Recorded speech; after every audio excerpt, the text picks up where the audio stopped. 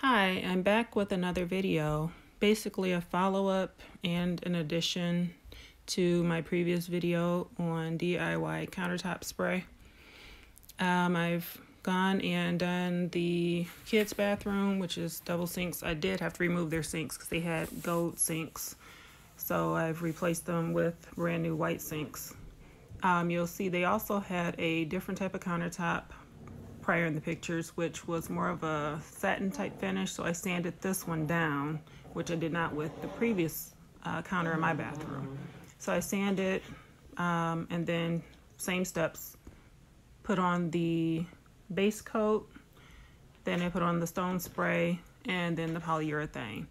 In this counter I did use a different polyurethane. I used the Minwax polyurethane spray in the semi-gloss, so it's a little bit duller than my sink, but it still came out great. I still love it. I am gonna have lots to go, as you can see in this video, framing the mirror and such. Here's the original counters I did. As you can see, they're still holding up great.